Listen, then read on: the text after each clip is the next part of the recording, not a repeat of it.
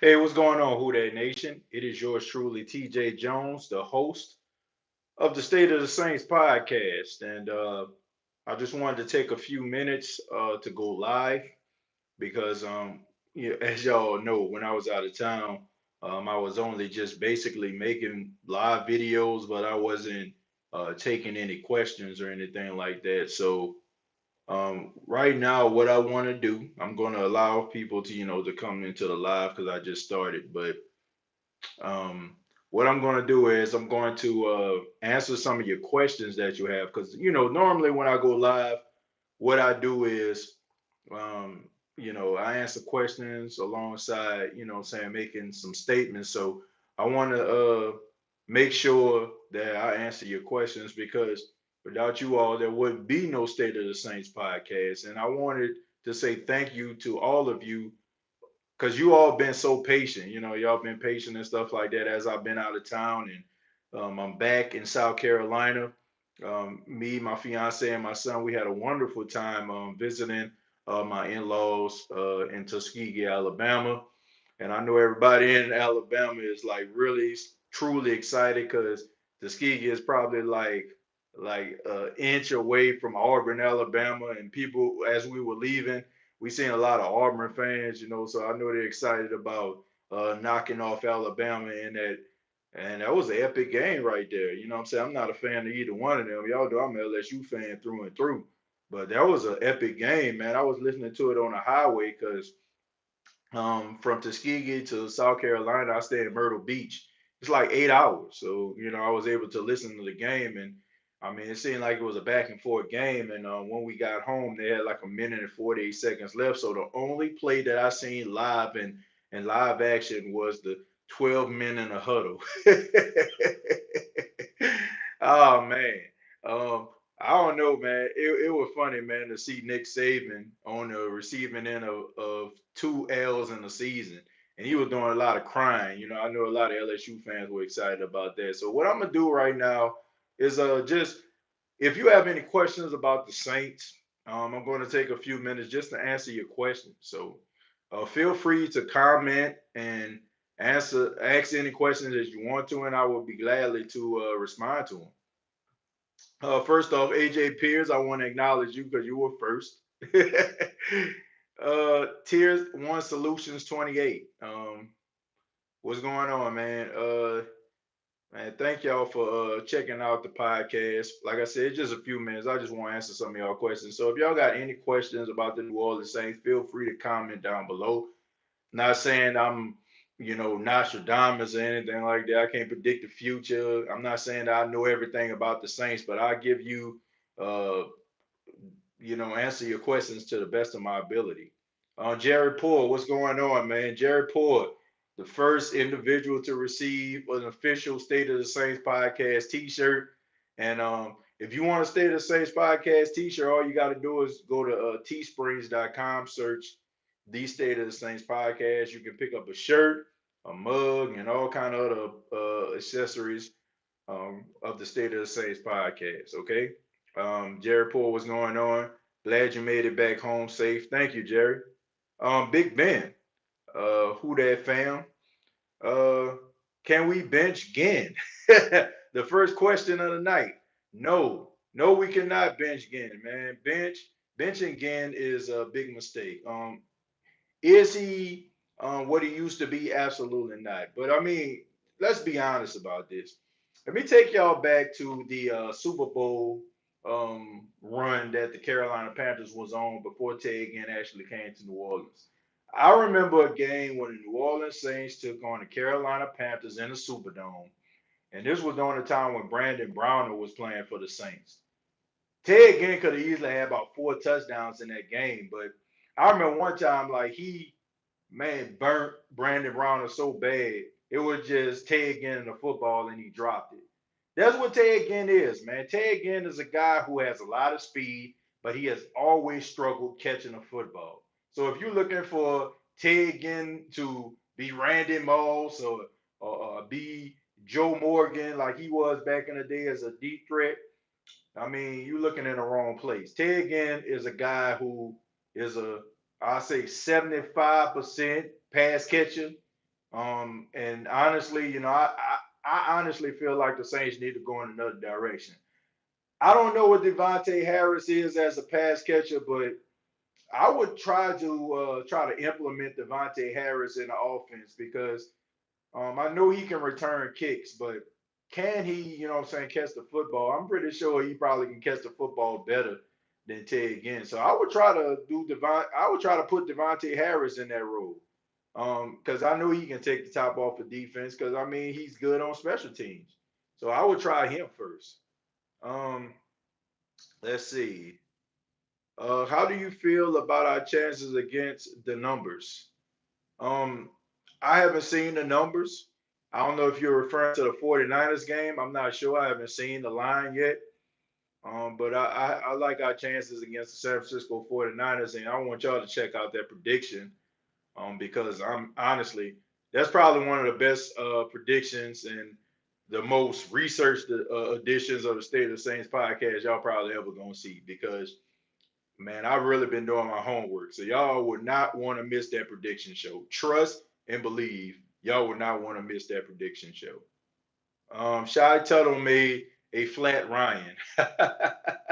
I like that right there. Flat Ryan. I like what you did there. Yeah, man. Shy Tuttle, man. I feel like that's the interception of the year right there, man. He went straight beast mode on Matt Ryan. And I know a lot of Saints fans were really excited about that. So that was funny. Hey, and I want y'all to check out the State of the Saints podcast on Facebook. I put up the official German version of that interception. You will not want to miss that. Check out the German version of Shy Tuttle's interception. It is hilarious. Like really. Hope all you folks had a good Thanksgiving. Had a great Thanksgiving tier one. It was awesome, man, and I hope you had one too. And to all y'all, I hope y'all had a great Thanksgiving, man, and I hope you were surrounded by love and surrounded by family and friends because that's what it's all about. Being around family and friends and enjoying that. I mean, why wouldn't you enjoy it? I mean, you watch the Cowboys get absolutely embarrassed on television, and then you seen the Saints whoop the Falcons to win a division. I mean, come on. I mean, that should have been a great Thanksgiving. Uh, how do you think our old line depth will hold up down the stretch? That's a good question. I'm really concerned about this 49ers game because Nick Bosa he lines up on the left side. So I'm really concerned about this. I know Omame has done outstanding job, just blocking and stuff like that. But if you notice in the Falcon game, they did a lot of three-step drops. You know what I'm saying? So he really didn't have to hold, the left end that long. So I'm interested to see what the Saints are going to do in this game. If Teron Armstead can't play. Um, Patrick Amame did an outstanding job. Nick Easton, I mean, he's a seasoned veteran. I'm not too concerned about him. But it's going to be a tough game against the 49ers, man, because, they can't get pressure with their forward.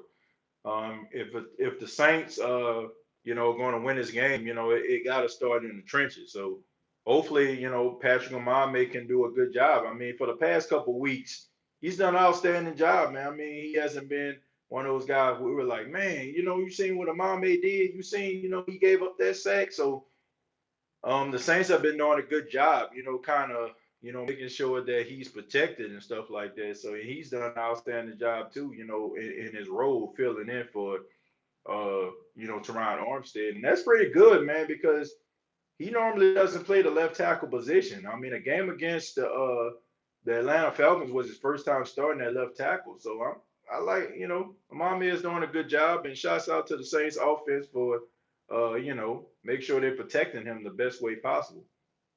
Let's see. Shot total stiff arm. Yeah, everybody's talking about that.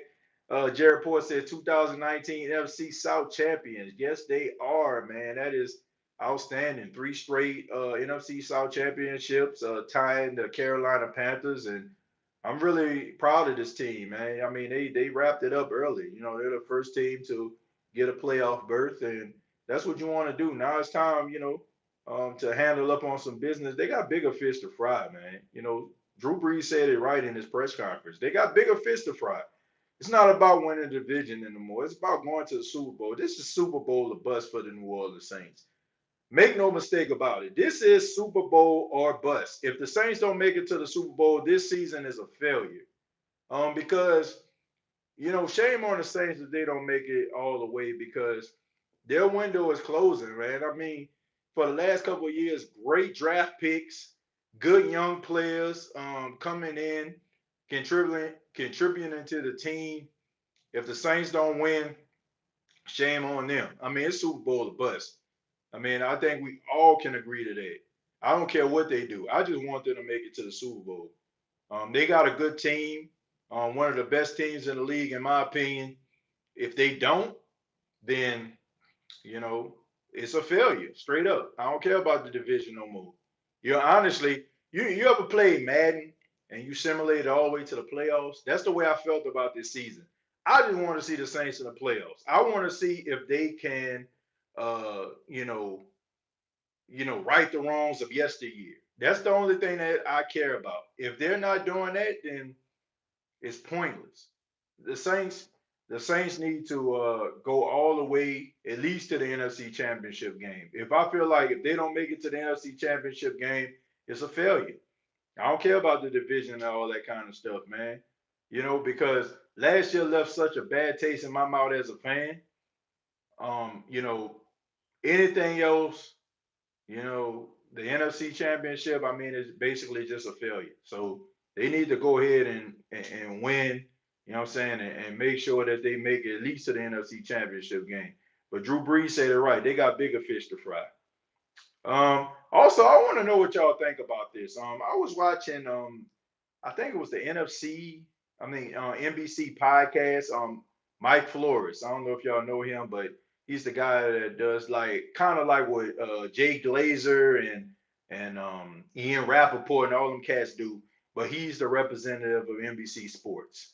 Okay, and what he did, he said something very interesting. It was him and some other cat. I don't know. I mean, it really don't matter. I don't really don't care who he is, but they said that Drew Brees, um, they was talking about Drew Brees, and they was talking about how the New Orleans Saints were one of those teams when you look at the 49ers and you look at the Seahawks, the Saints are the team that wins games, but they don't win games decisively. They're not one of those teams that just blow people out. And they were like, we need to see the New Orleans Saints blow somebody out. That's what they said. And then they started talking about Drew Brees, and they started talking about Drew Brees' lack of arm strength. And they started talking about the reason why they haven't had big plays. And they felt like the reason why they didn't have big plays was because Drew Brees' lack of arm strength getting the ball down the field. And they started talking about the way Drew Brees throws the ball. They talk about that game, I guess, against the Carolina Panthers when he underthrew rather, Ted Ginn. And they started talking about like the reason why the Saints haven't had a decisive win is because of Drew Brees' lack of arm strength. And they're saying that Drew Brees is the reason why the Saints offense hasn't been, so explosive like it has been in the past because he's 40 years old. And they even made like suggestions like Taysom Hill needs to run the football, or I mean throw the football, or Teddy Bridgewater needs to throw the football. And I don't know, man, that kind of ticked me off. But I'm gonna be honest with you. Um, I kind of agree with what they said because I watched that Carolina Panthers game where Drew Brees underthrew. I mean, he underthrew Ted Ginn like 10 yards. I mean, he threw the ball like clearly behind him. So, do y'all believe the lack of explosive plays is because Drew Brees doesn't have the arm strength anymore? Because you notice, like, it's a lot of intermediate routes. Like, it's like 5 yards, 10 yards. It's like they nickel dime, penny, and quarter down the field. And I'm kind of on the fence with this. I kind of agree with what they're saying, but I kind of don't. Because when Teddy Bridgewater was playing, the question was still asked about the lack of explosive plays, if y'all noticed. And it wasn't until Teddy Bridgewater, what he threw like 3 or 4 touchdowns in that game. Who did they play? They played in the Superdome. Who did they play? Somebody put it down there. When Teddy Bridgewater had his best game as a Saint. And he finally threw the ball down the field. Uh thank you. It was the Bucks? Really? Oh yeah, okay, it was the Bucks. Okay, Tampa. Thank y'all.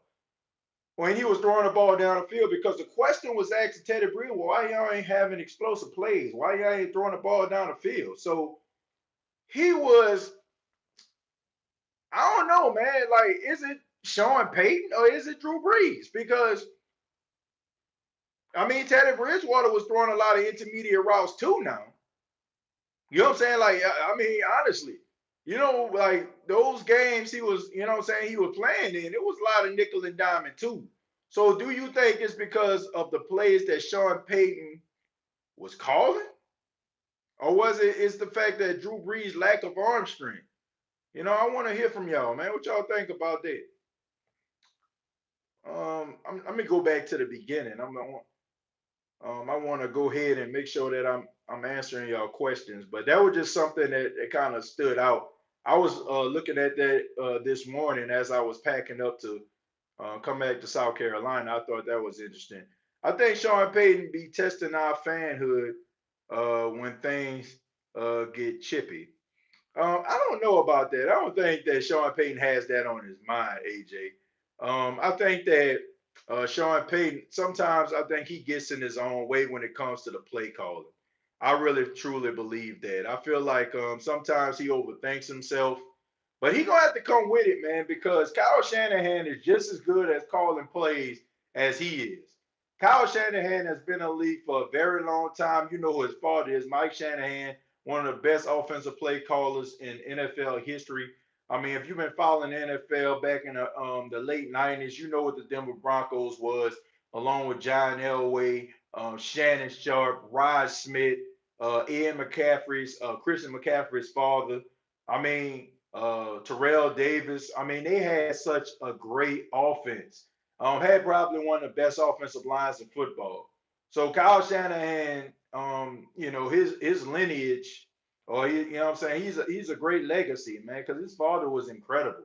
I ain't talking about Redskins, Mike Shanahan, but I'm talking about Denver Broncos, Mike Shanahan. So Sean Payton better come with it, man, because we all know that he can call plays. I mean, he was one of the main reasons why the Atlanta Falcons ended up going to the Super Bowl.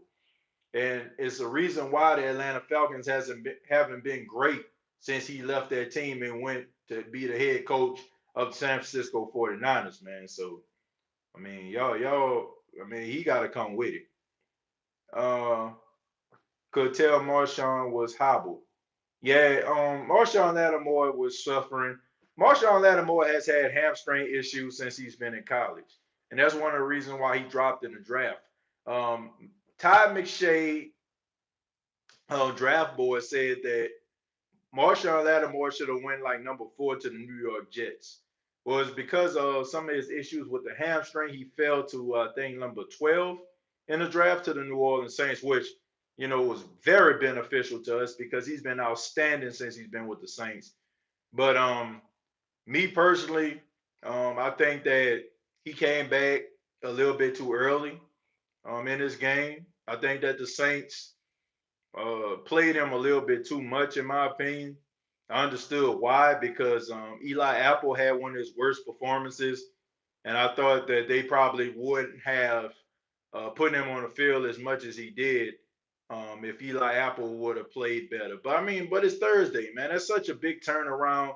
Man, you have such a huge back and forth tough game against the Carolina Panthers. Then you have to come back and play against the Atlanta Falcons. I mean, that's tough, man. So, I mean, I don't know, man. Thursday night football is tough on players. I mean, you hear people talking about that all the time.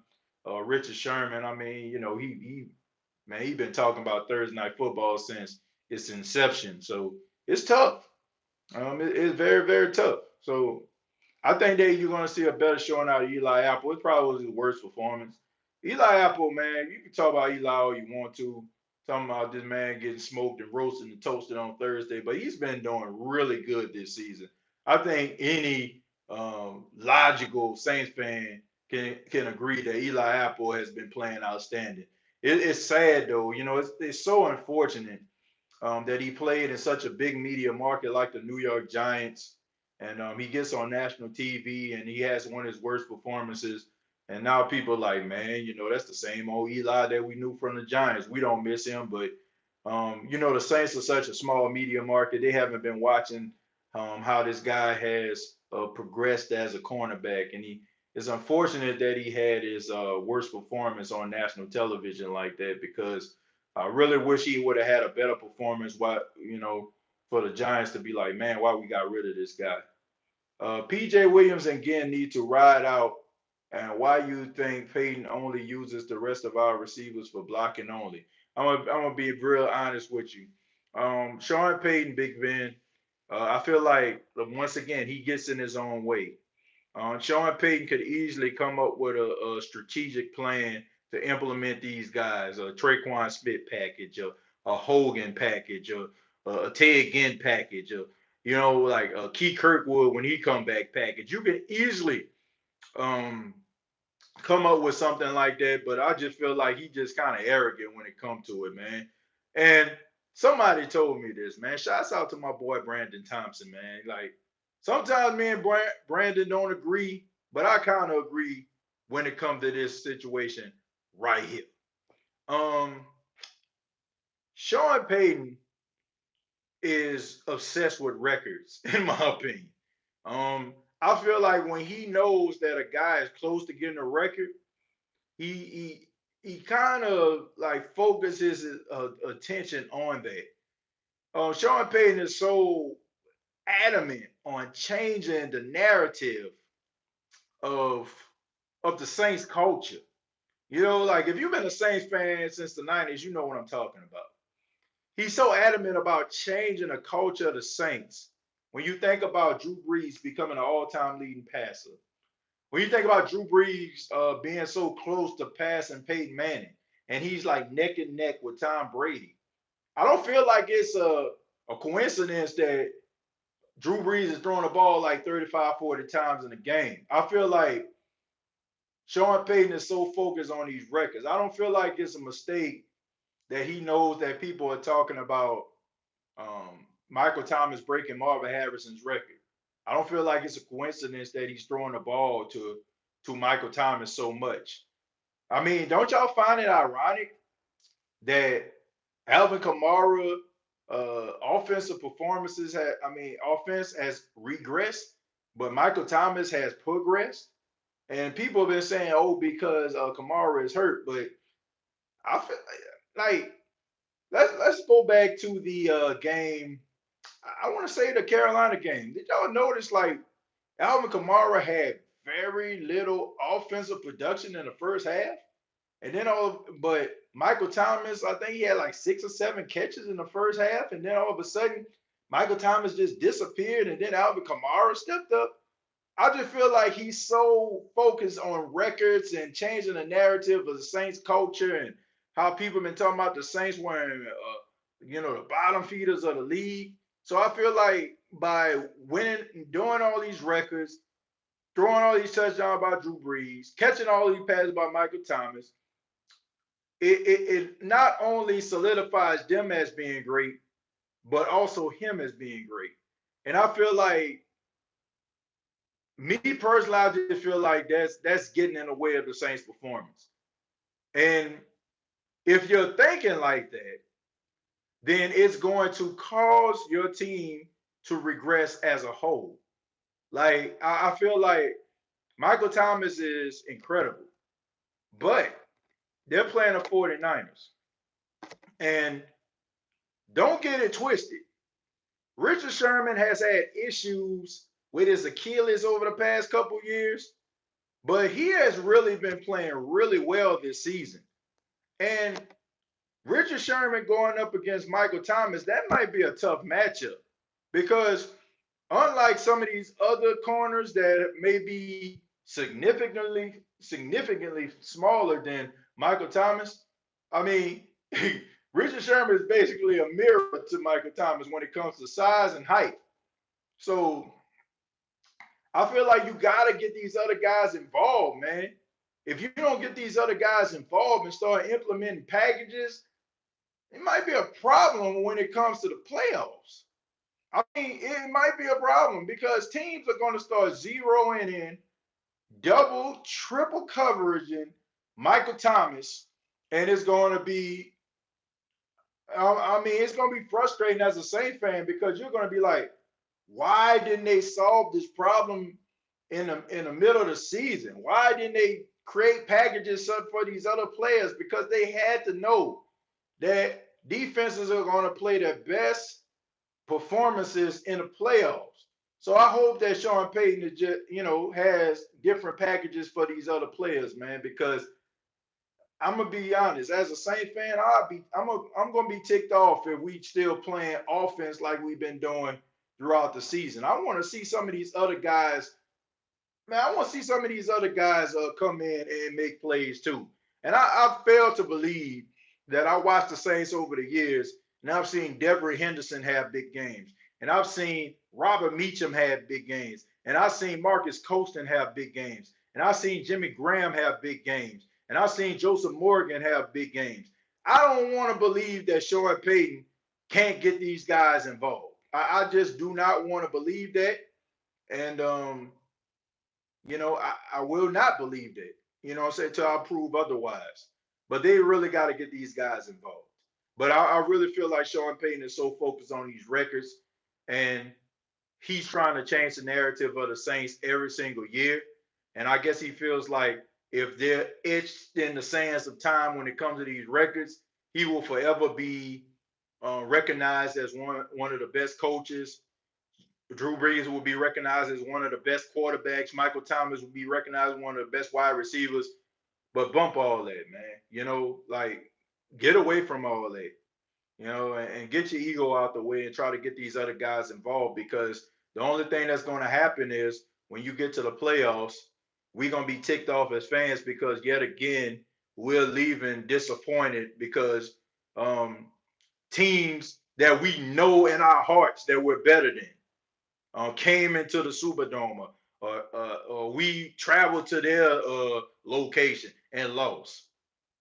So I mean, get your ego in check.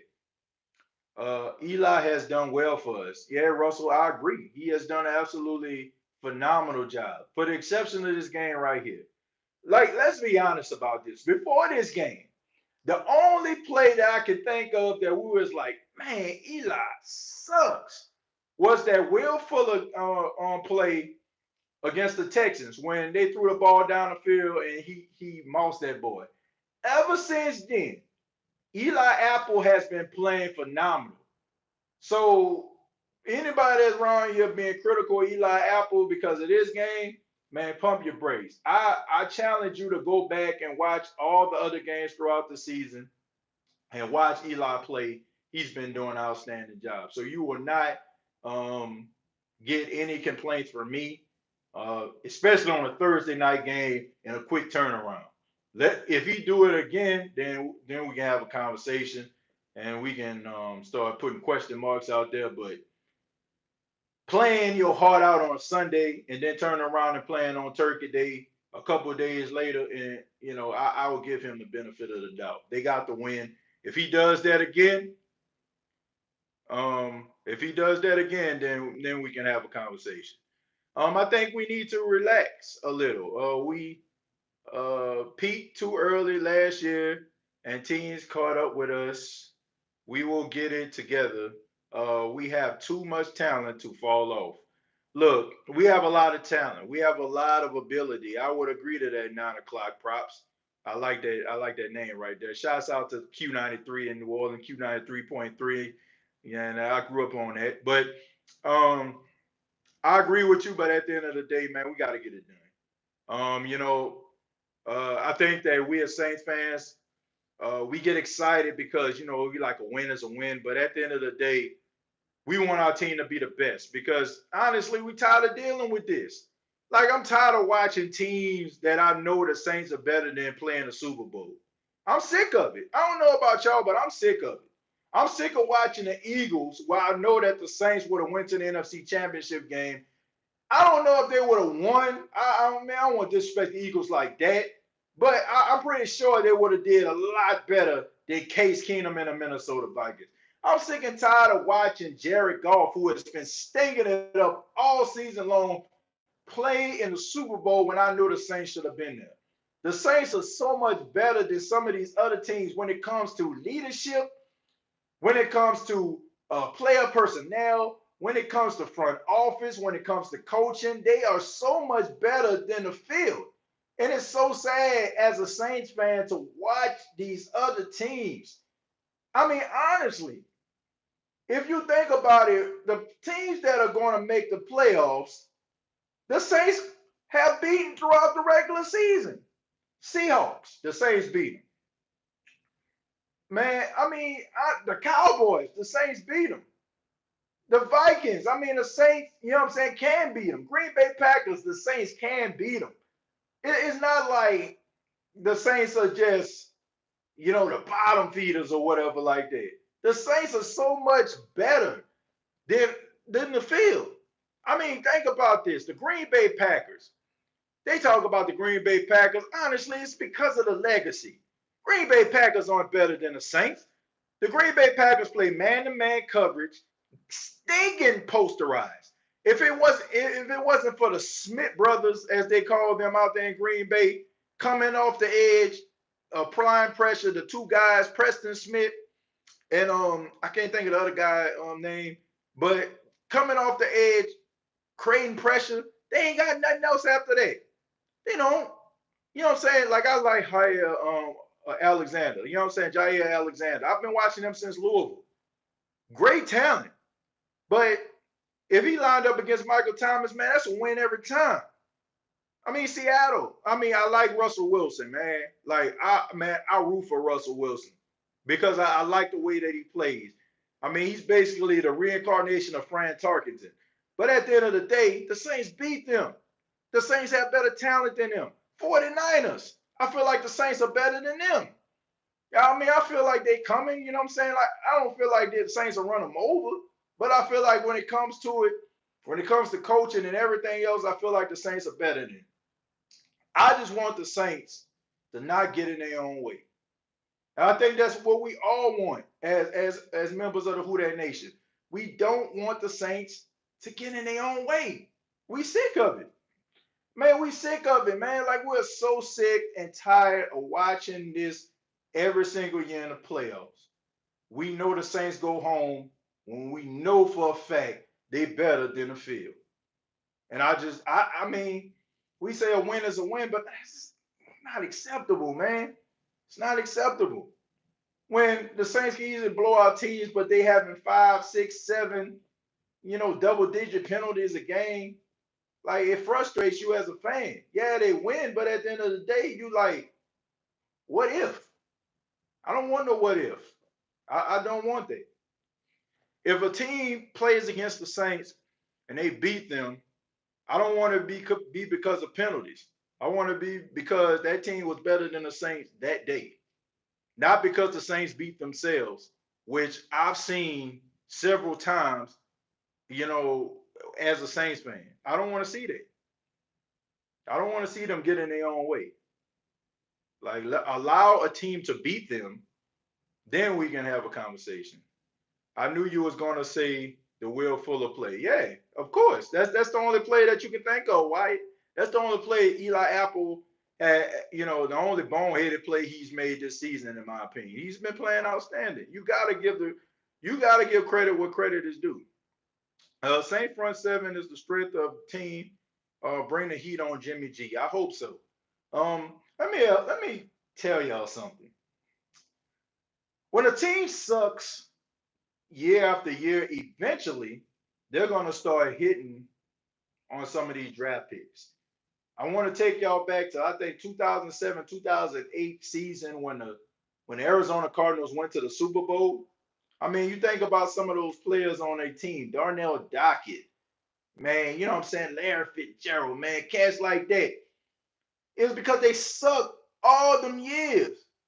And eventually, you're going to start hitting and batting them out the park if you suck long enough. The San Francisco 49ers, in my opinion, have sucked long enough to get themselves a team. Okay? You got a lot of young players on this team, top five, top 10 picks. You go out here, you add a couple players, you know what I'm saying? You got, I think, was it D Ford? I think you got D Ford from, from the Kansas City Chiefs. You got Richard Sherman, a veteran Super Bowl winner from the Seattle Seahawks.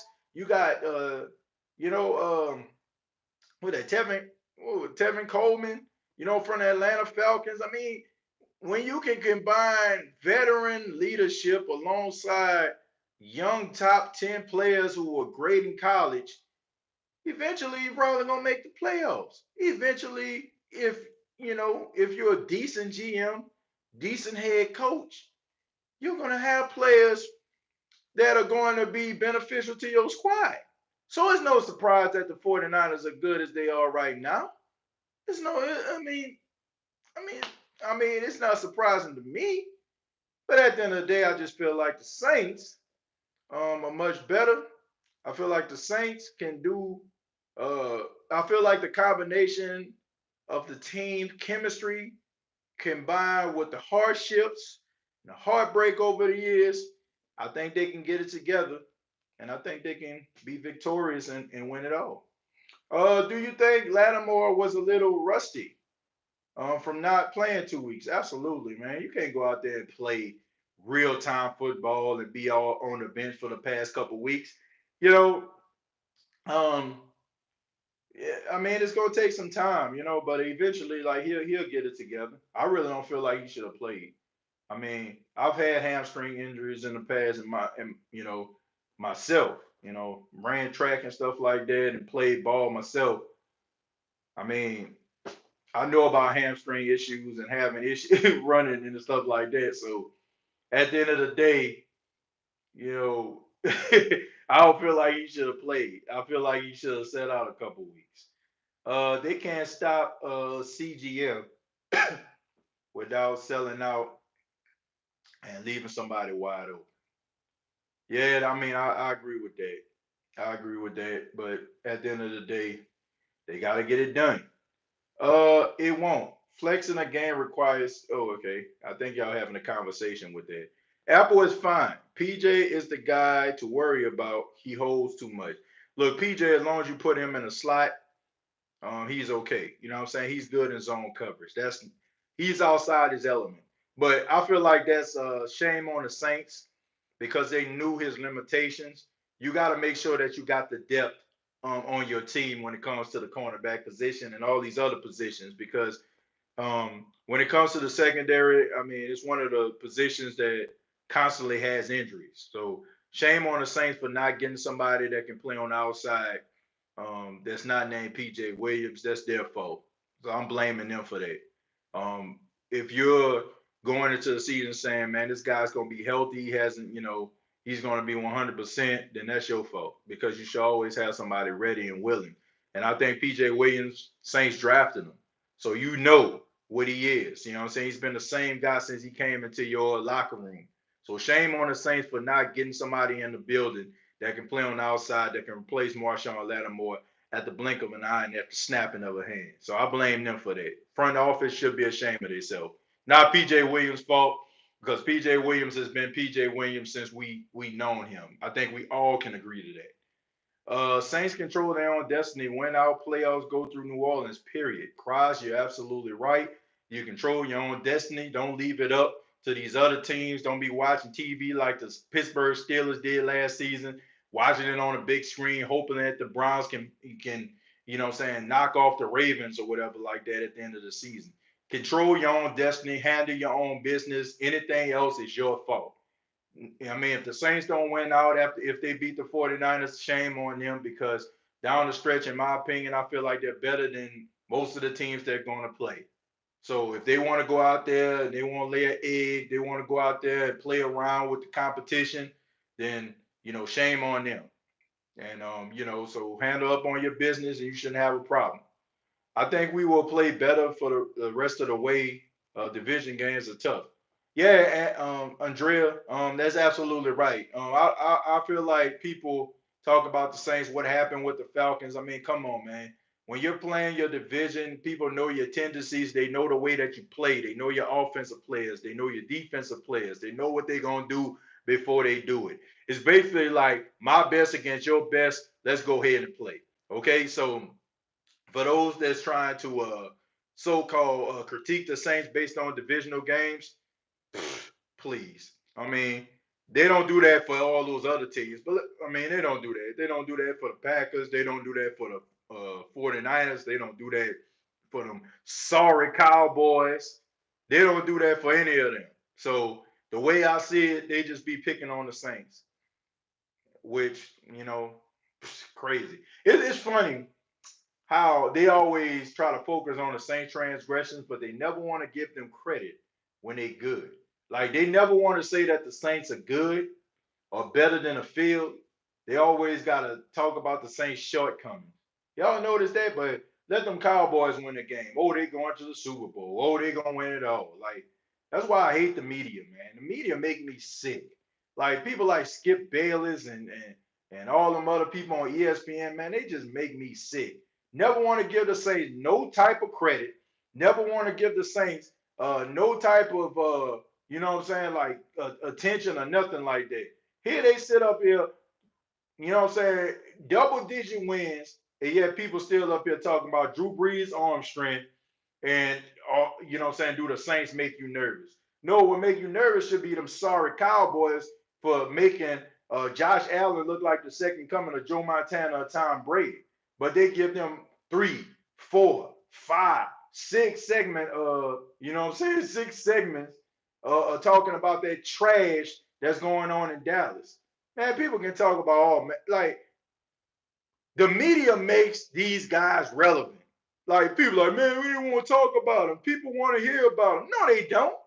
People want to hear whatever you want to come with. You know what I'm saying? Like the media controls that. So all these people out here talking about the Cowboys and stuff like that, people want to see them lose because the media always talking about they sorry behind. Talk about teams that's relevant. 6-6, the Saints double digit win. 49ers double digit win. The Seattle Seahawks 9-2. You know what I'm saying? Like, why are we sitting up here talking about this trash on television? Nobody want to hear that. Talk about some teams that's relevant. Trash. Absolutely trash. And then the Saints beat them. But they don't want to give them credit for that.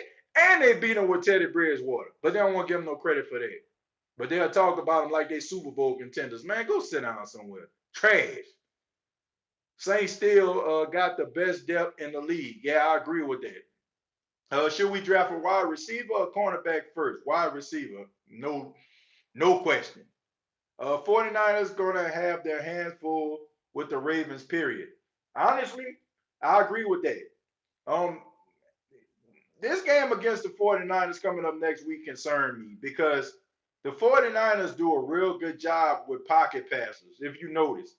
Aaron Rodgers, he can scramble, but he's mostly a pocket passer. Kyle Allen, he's more of a pocket passer. It's just those guys that can scramble out of the pocket that give them fits. When guys are standing stationary, like a Drew Brees, a Kyle Allen, or Aaron Rodgers, that's when the problems really come in. So the Saints gonna have to really be on it. The offensive line gonna have to really handle up on their business. The only person I'm not concerned about is Ryan Ramczyk because according to Pro Football Focus, he's the #1 right tackle in football, and he deserves it. Outstanding. One of the best picks that the New Orleans Saints had. You know what I'm saying? I know people were upset when the Saints drafted him, but man, he's good. Like really, really good. If you look at some of the guys he went up against this season, he went up against some of the best pass rushers in football, and this guy basically stonewalled them dudes. Man, he deserves to be #1. Man, we need our swag back as Saints. The fire that always burns when we play needs to be ignited. Tim, first off, I think the fire is still there. Um, they're passionate because if they wasn't some of these close games, They got a lot of fighting. Like honestly, it's just a lot of fighting. I guess it's just the Saints are the new version of this season. This season they're the cardiac cats as they call a team back in the day. I don't know if it was the Redskins or the Eagles or somebody. They called them the cardiac cats, and the Saints are that. The Saints keep it close, keep it interesting. Blood pressure medication is always close by. You know what I'm saying? Weed always. I'm just playing. Liquor always close by. Like where the Saints play, because they keep you nervous, man. I mean, I would say weed. I don't smoke, but I'm pretty sure weed is close by for some of y'all because the paranoia and you know what I'm saying, and the anxiety get to you. But yeah, it's real, man. It's straight up real. Like the Saints keep you guessing, keep you nervous. That they are this season's cardiac cats, no doubt about it. Wide receiver, then O line. That's what we need immediately. I don't think we need O line like that. The O line is okay. I don't have no problem with that. Need the Needs are handled in free agency. I don't too much agree with that. When it comes to free agency, you're using a lot of dollars and you counting on guys to come in to have the mindset to play and perform at a high level when you're giving them max amount of dollars. I'm just not into that. I'm into guys that have to go out here and prove themselves. I feel like teams are built through the draft, not free agency. You're not going to find guys like Michael Thomas, that guys that get paid and live up to their contracts. I think guys, when you look at, I mean, honestly, man, just look at the Dallas Cowboys. I hate to keep going back to them, but you look at Ezekiel Elliott, $90 million. You look at DeMarcus Lawrence, $100 million. I mean, honestly, these guys have not played up to their contracts, and I think it has a lot to do with the fact that it takes a special guy to go out there when he gets paid to try to perform and continue to want to be great. That's why I got so much respect for Michael Thomas because he can easily say, "Man, I got this $100 million. I can phone it in," but he doesn't. So he goes out there and he plays as if he's making the bare minimum, and I got so much respect for that dude because if you look around the league, you look at people like Ndamukong Suh and all them other cats like that. I mean, they've been getting paid since like that old saying, Scruppy was a pup and hasn't done nothing. Basically just NFL mercenaries. Don't care about championships, don't care about playoffs.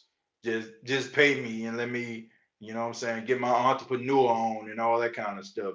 But the question is asked, do you want to be great?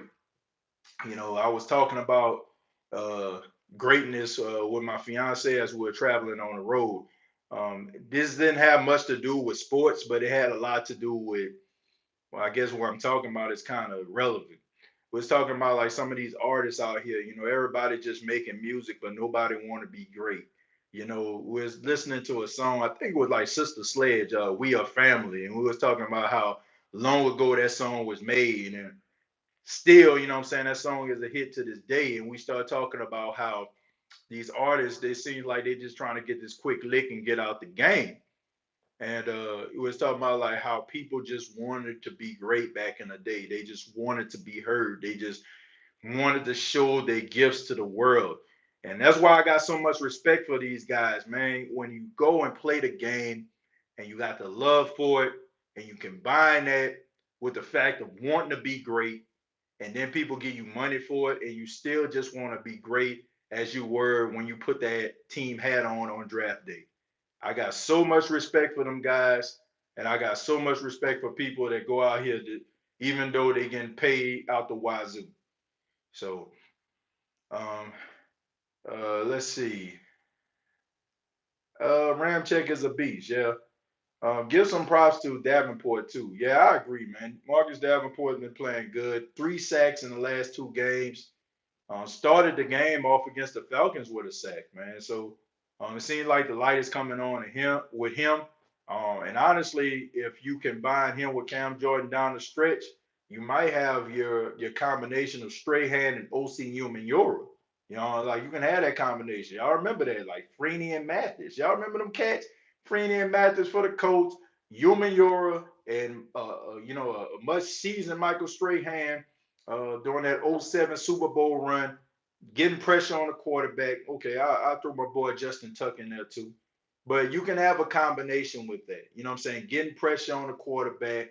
You got Sheldon Rankins coming up the middle, Malcolm Brown, who really has been playing really well, and Shy Tuttle, guy that's been in a rotation. So you can really have a good combination of guys who can get pressure on the quarterback, and you're gonna need that, man. Like you're gonna need your best performance. So I'm interested.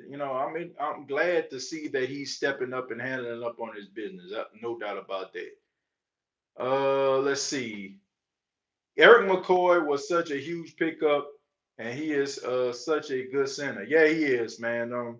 Makes you completely forget. I don't think we can, but when it comes to performance, he makes you forget that Max Unger isn't there. Okay, I mean we're forever indebted to Max Unger with his contributions. Great trade by the Saints. He was part of that trade when they traded Jimmy Graham to the Seahawks.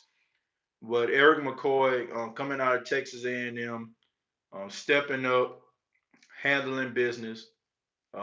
He is a guy that the Saints can have as at the center position for years to come, and that's what it's all about, man. So, man, shots out to the front office of the New Orleans Saints, doing what they're supposed to do, getting guys in the building that can contribute right away. So they've been doing an outstanding job, at least for the last 4 years, when it comes to picking guys up in the draft. I'd rather have Armstead for the playoffs than back for the Niners. I agree with that. I agree with that. That's what coaching have to come in. You did a great job during Thanksgiving holiday. Appreciate all the videos, man. Thank y'all for checking out the videos. I appreciate that. Anyone knows what happened to Klein and Alonzo? Alonzo went out with a knee injury. Klein, he had a knee injury, I think, in the Panthers game, and that's the reason why he didn't. I don't think he played. I don't think he played. Y'all seen Klein in the game? Rankins hasn't seemed the same since his injury. I disagree with that. All that good run stopping that the Saints had over the past couple of weeks. Yeah, I think that we as fans we get spoiled because we look at people like Aaron Donald and Fletcher Cox, and we look at these guys getting pressure on the quarterback, and we think that the defensive tackle position is a guy that generates sacks. That's what makes Aaron Donald and Fletcher Cox and all them other cats. You know what I'm saying? Like what the guy out there in Cincinnati, Geno Atkins. That's what make these guys so special because they're making plays at the interior position. They're getting pressure on a quarterback at the interior position, which is very unconventional. The interior position, their role is to stop the run. I mean, don't like make no mistake about it. Their role is to stop the run. So when you're seeing guys plugging up the holes and get negative yard, it's because of the defensive tackle position. So even though this man is not getting pressure on a quarterback, yeah, he got a sack against Matt Ryan on Thanksgiving, but he's doing an outstanding job. That is his job to plug the, you know what I'm saying, to plug up the holes to stop the run. And we all know that the Saints have not allowed a 100-yard rusher in almost 2 years. So that contribute, that is the contribution from Malcolm Brown, Sheldon Rankins, Mario Edwards, Shy Tuttle.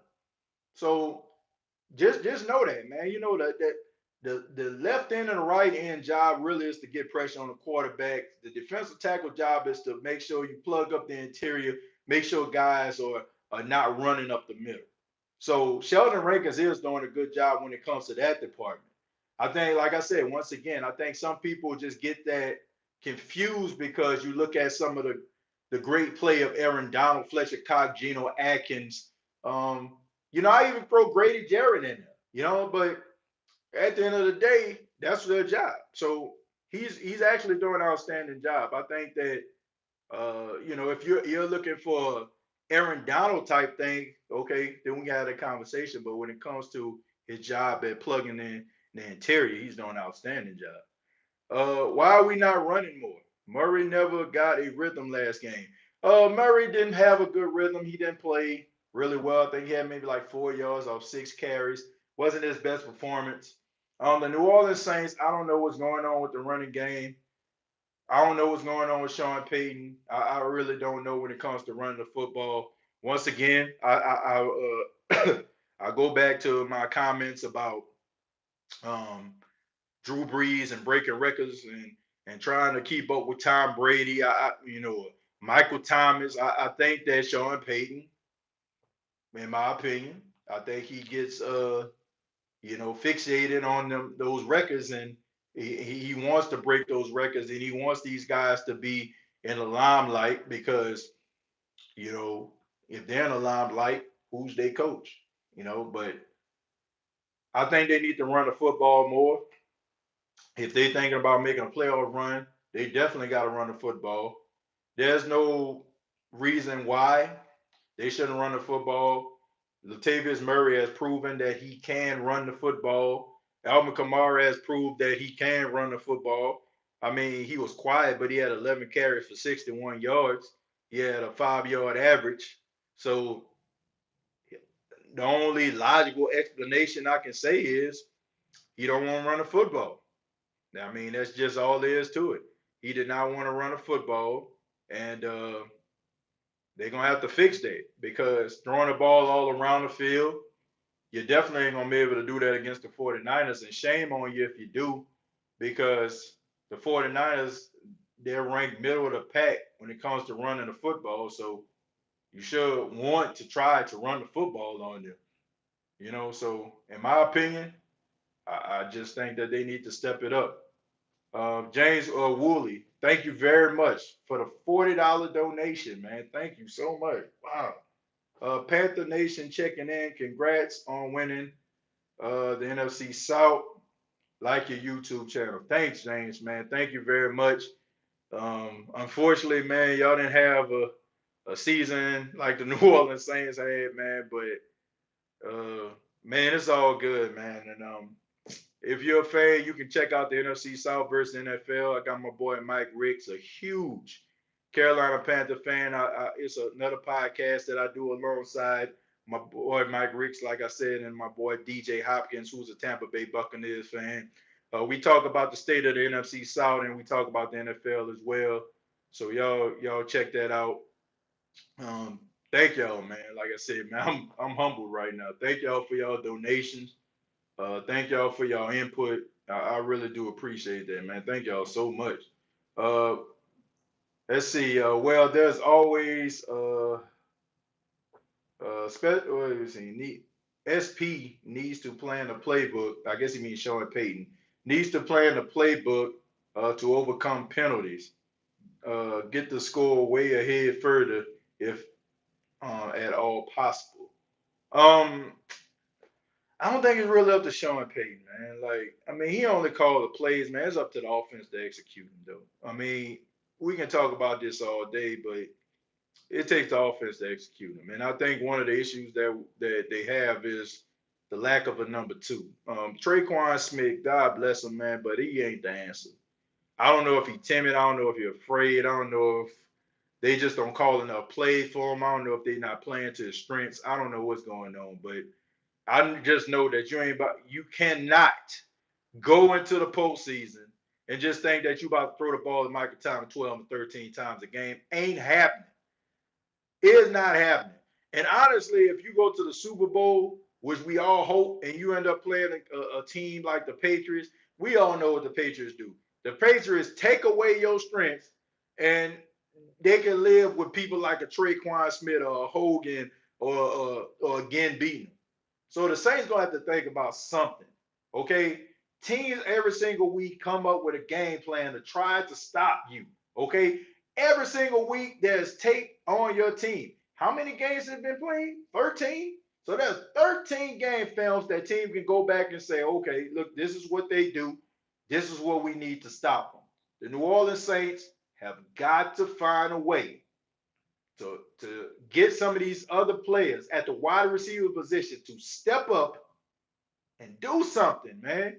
I don't want to believe that Sean Payton cannot come up with an offensive game plan to implement some of these guys. I don't know if he just don't, I mean, because we know that he can be petty. I mean, look no further than my boy Willie Snead. Y'all remember this? When y'all remember when Willie Snead got that DUI? Y'all remember how important Willie Snead was? Everybody thought he was the second coming of Lance Moore. He was a good third down guy, convert on third down. People was always talking about Willie Snead, Willie Snead, Willie Snead. When he got that DUI, completely wiped them out of the offensive scheme. The only thing I can think of that Willie Snead did was that halfback toss in the divisional round of the playoffs when he overthrew Alvin Kamara. So we know that Sean Payton can be on his petty, but you cannot be on your petty. If you don't like a player, just go ahead and let him go. If you feel like you got the right 53 on your team, find ways to get these guys involved. That way, the New Orleans Saints can't be so one dimensional. Okay? I want Michael Thomas to break that Marvin Harrison record just as much as the next man, but not that at the expense of the offense. Not that at that expense. I don't want to see that. Okay? I don't. You know what I'm saying? I can live. Like, and maybe he can't. I don't know. I don't know if Michael Thomas can live with the fact that he ain't break Marvin Harrison record, but as a fan, and it should be all about the team. Shouldn't be just about personal accolades and all that kind of stuff. I know deep down he want to break that record, but at the end of the day, you got to do what's best for the team. You know what I'm saying? Like all the records and all that kind of stuff, that's cool, but it would be a doggone shame that the New Orleans Saints been this good for this long and don't have no championship or no championship experience appearances to show for it. It would be. It would be absolutely ridiculous, and it would be an absolute travesty. And I don't want it to be all because Sean Payton want to be on his petty. Get these guys involved. Get Traquan involved. If he good at running a quick slant, then put it in there. If he good at running a deep post, put it in there. If he good at running a 10 and in, put it in there. If Hogan good at, like intermediate routes, throw it in there. Let the man catch the ball.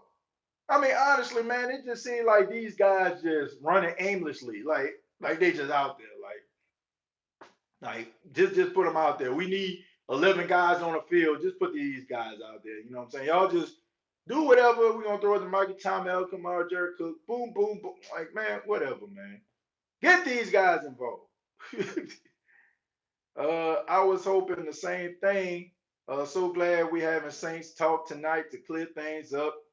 Yeah, man, we got to get it right. Like, you definitely got to get it right. Sid had one good game against the Eagle. Boy went off. Yeah, he did, and that shows right there. He got it in him. Like that wasn't no coincidence. That wasn't no, anomaly. I don't believe that. I don't think the Saints believe it because if you think that was an anomaly, then what the heck you drafted him for? Drew want them completions. You know, a part of me believe that because I feel like Drew is a perfectionist, but I don't want to say that Drew Brees is. I don't want to believe that Drew Brees is that selfish that he, what I'm saying, he's just all about himself and record breaking. I don't believe that. I believe he wants a Super Bowl before he retires, which, in my opinion, I feel like this is last year. I think I saw Traquan Smith on a milk carton. Feels like it. Mix your runs with your passes. Yeah, you got to. That's the reason why they were 5-0 with Teddy Bridgewater. I mean, they were running the football, they were playing good defense, and Teddy Bridgewater wasn't turning the ball over. Drew Brees don't really turn the ball over, do he? You play good defense and you run the football, you should be successful. It's crazy. Like everybody thought, like honestly, everybody thought, man, look how good the Saints is with Teddy. Man, when Drew get back, man, they really gonna be handling up on business. I mean, it seemed like they regress, man. You would think that they would elevate their game, but I mean, and it's sad because you know they got it in them. So when you see the defense slacking off and doing all these boneheaded plays, like I wasn't doing this when Teddy was in the game. So if you knew that you can afford to make boneheaded plays when Teddy was playing, Why you making these boneheaded plays when you got your Hall of Fame, Hall of Famer playing? Go out there and execute. Sheesh.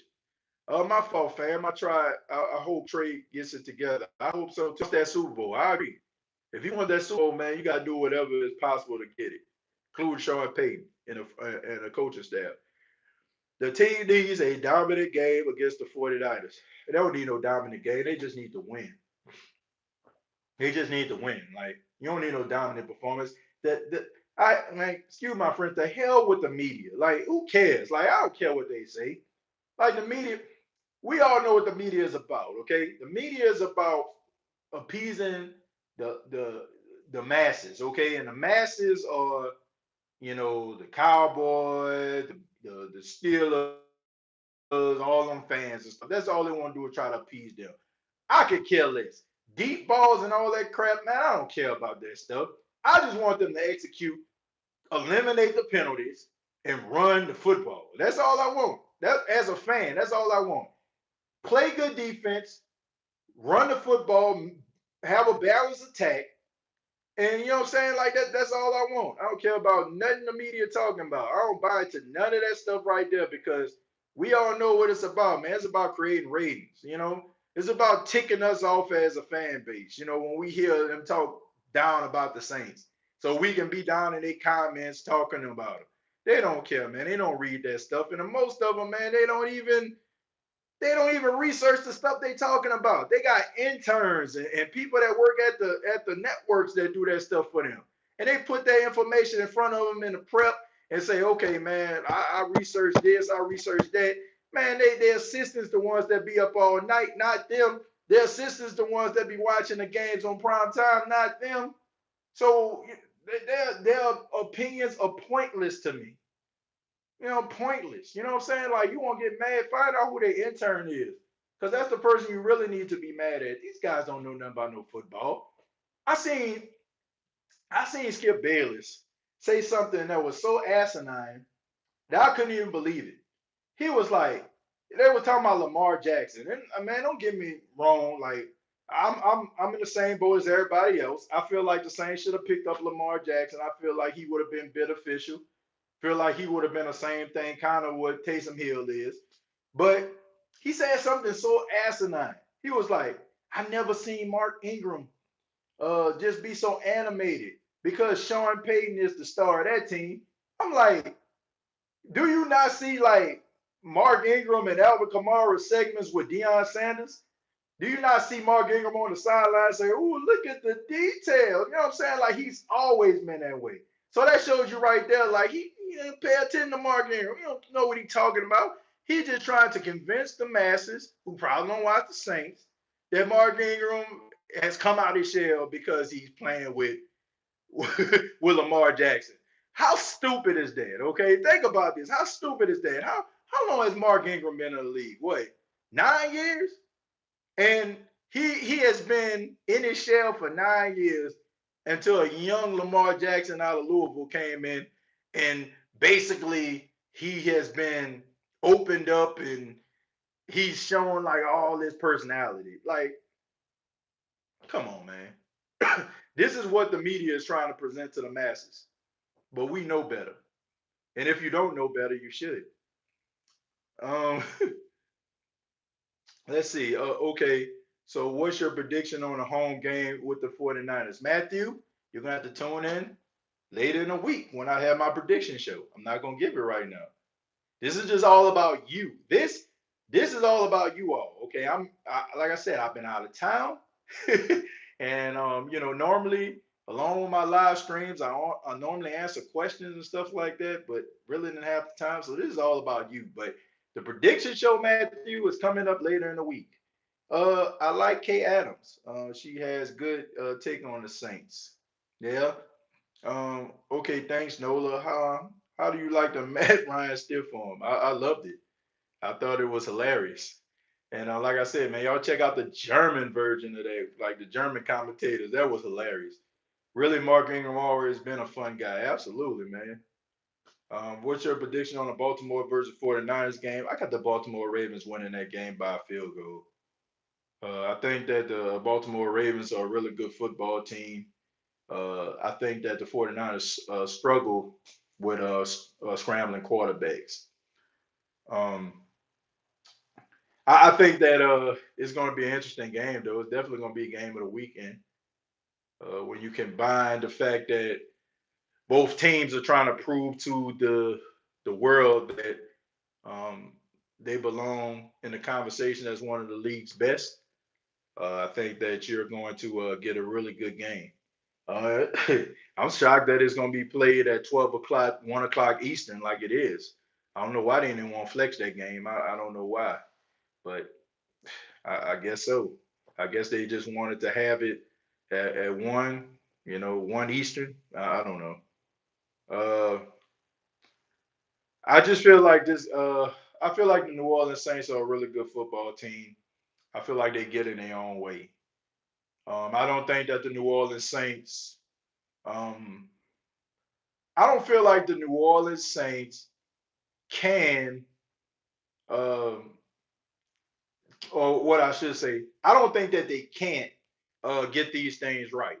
I feel like if Sean Payton just allows himself just to go with the flow of the game, um, I feel like Sean Payton gets in his own way. I feel like Sean Payton, even though he acts like he don't, I think he thinks about the games of yesteryear. I think that he thinks about that and he gets in his own way. Just play your game. Just go out there and execute, man. Just call the plays.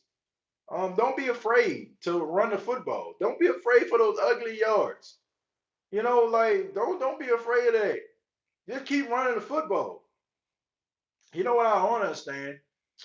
The Saints haven't understood. I mean, haven't grasped the concept of time of possession.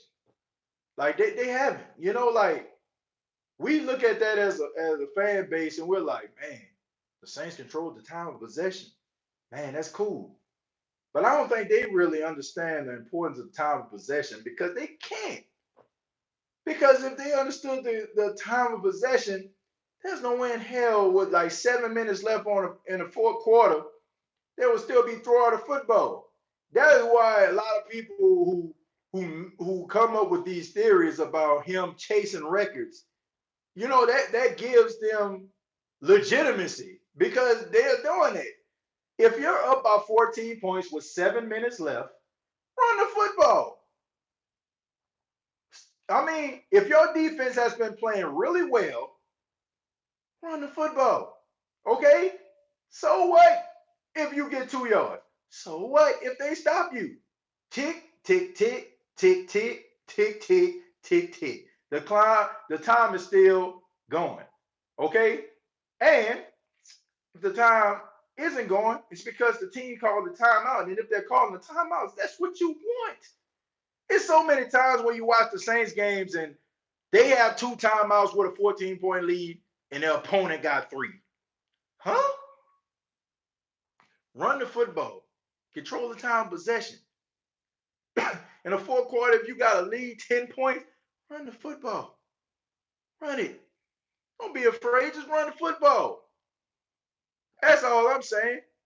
It makes absolutely no sense that you're throwing a football with an 18-point lead.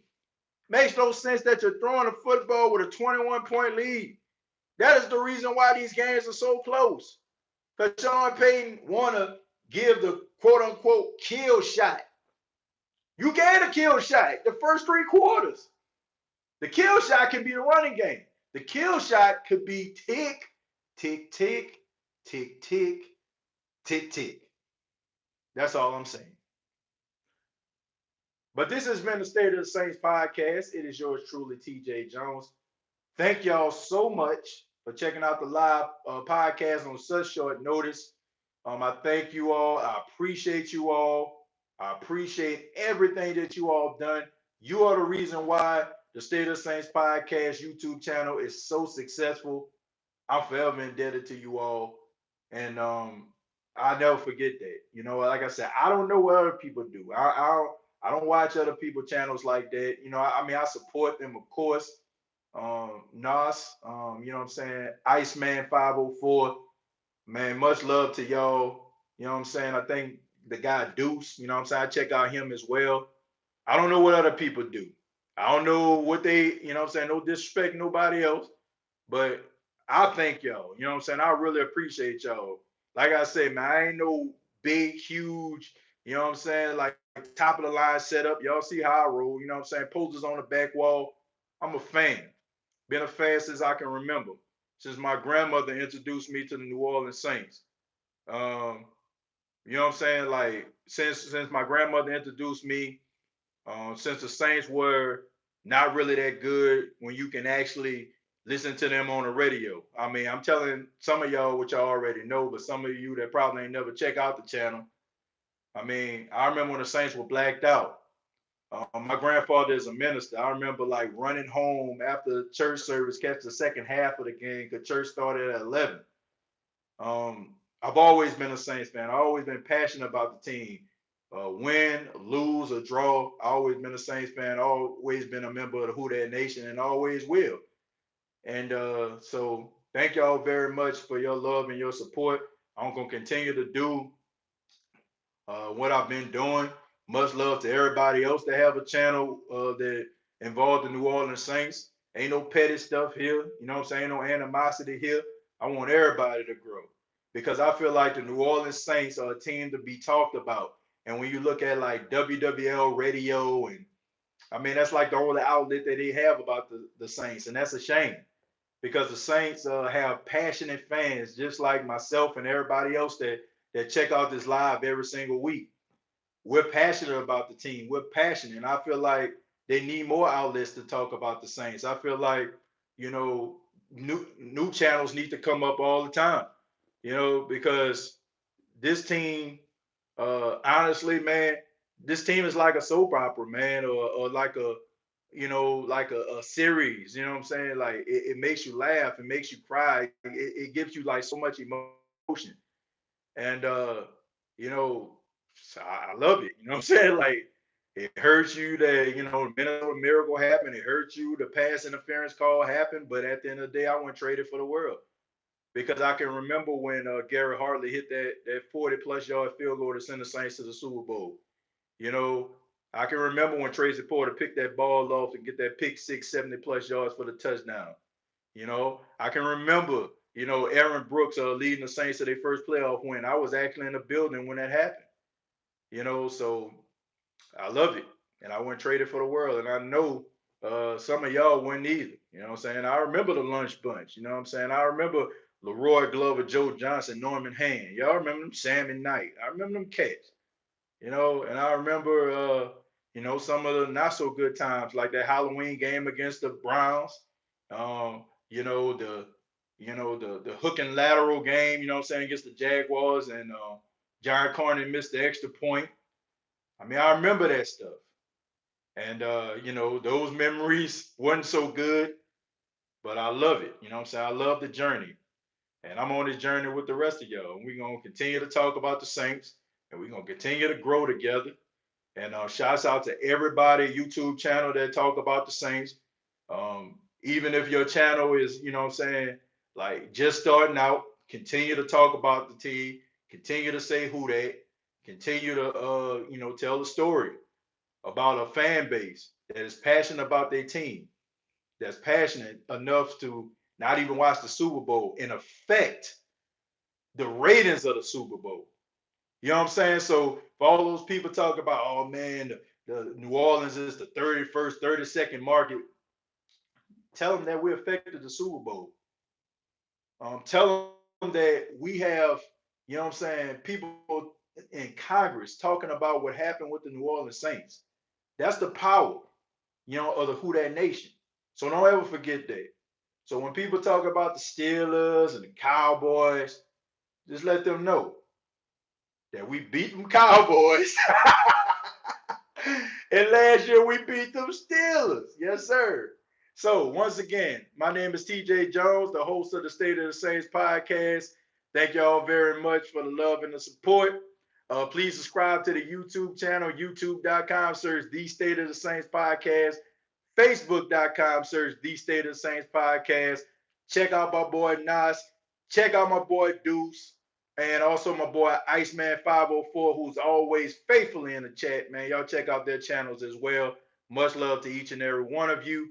Till next time, all I gotta say is, who that?